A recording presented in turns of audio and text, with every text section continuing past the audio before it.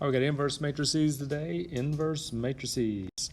First of all, even before we get to inverse, we got to talk about what an identity matrix is. An identity matrix is a matrix. It's a square matrix that has ones in the main diagonal, all ones right through there, and every other entry is a zero.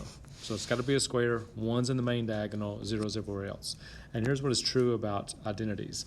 If I take matrix A and multiply it by the identity, you get matrix A. It's like multiplying by 1. So like these two, I have a 2 by 2 and a 2 by 2, which will give me a 2 by 2. Watch what happens when I multiply these. Remember, I'm going to cross the first row, down the first column. I get 4 times 1. Let's see. 4 times 1 and negative 7 times 0, which is 0. Then I'm going to cross down the second column, 4 times 0, negative 7 times 1. You see what's happening. Going second row, first column, negative 3 times 1, 2 times 0. And then second row, second column, 3 times 0, 2 times 1. And when you add all that stuff up, you get 4, negative 7, negative 3, 2. The same thing we started with. So the identity matrix is the same as a multiplicative identity in algebra or anything else. When you multiply by 1, you get the same thing. If you multiply anything by the identity matrix, you get the same thing you started with. All right, inverses. Here we go. The inverse of a matrix. The reason we did identity first is because it's in a definition of inverse. When you do the inverse of a matrix, this is the symbol for it, a to the negative 1 power. When you multiply inverses together, you get the identity. When you multiply inverses, you get the identity no matter which order you multiply them in. And that is how you write the inverse of matrix A, capital letter, negative 1 exponent. And remember, when you multiply inverses, you get the identity. Okay, I'm going to show you a quick way to find the inverse of a 2 by 2. And this is like a little shortcut. Matter of fact, it's not even in your book. I was kind of disappointed it was not in there, but it's a shortcut. So here's what you do. First thing is you find the determinant. So I'm going to multiply that way. Oops, we haven't done determinants yet, I don't think. So that's why they haven't shown you this. But anyway, you multiply diagonal that way. You multiply diagonal that way. And you always subtract. And that gives you, when you subtract negative 8 minus negative 9, you change. It's really just 1. Right? You put the 1 in the front of the matrix. I'm putting it there. I know it doesn't matter now because it's 1. But later it may make a big deal. I'm going to switch places with the first number and the fourth number. So I'm going to put the 4 here and the negative 2 there. And on my other two numbers, I'm going to change the sign. Just like that. And then I would multiply through by 1. If you do that, it's still the same thing. It's still just this if you multiply through by 1. Now, here's what would happen. If I were to multiply those two matrices, let's say that's matrix A, that's the inverse of matrix A. If I did multiply them, I would get this. I would get the identity. That's what inverses do. That's just a shortcut for finding a 2 by 2. And believe me, there's a long cut that you don't want to see. I'll show it to you in class tomorrow if you want me to, but I'll show you this a couple more times in class too. It's a whole lot better than the other way, just trust me. All right, the next kind of problem you're going to see is it says verify that they're inverses. Again, and also one quick note, not every matrix has an inverse. Number one, it's got to be square, and even then it's got to have, there's a special case where it may not still have one. But these two is saying are inverses. So what I'm going to do is I'm going to multiply them together. And when I multiply these two matrices, if I get the identity, that means they were inverses. So I'm going to multiply, remember, here we go again. First row, first column.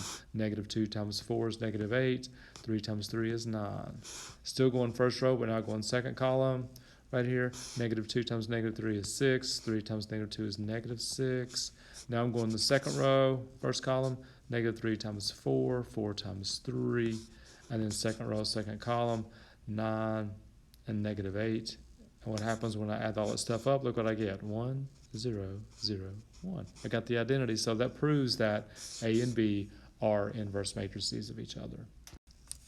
Okay, for 3 by 3s and larger, we use the calculators to find inverses for us because they're very good at it and very quick. All right, so 2 by 2s we'll do by hand, 3 by 3 we'll use a calculator. And here's the main reason we're doing inverses, so we can solve a system of equation using inverse matrices. So the first step in doing this is to take your system and write a matrix equation like we did the other day. So I'm putting the coefficients in one matrix, that's what my 3s.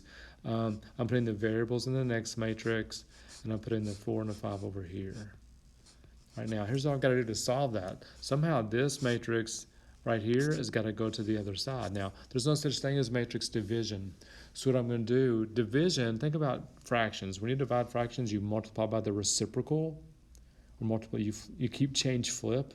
Okay, the reciprocals are called multiplicative inverses. That's what they're called. So what I'm going to do, instead of dividing both sides with that matrix, I'm going to take the inverse over to the other side and multiply it. Okay, so I'm taking the inverse. So it's a 2 by 2. Quick way here.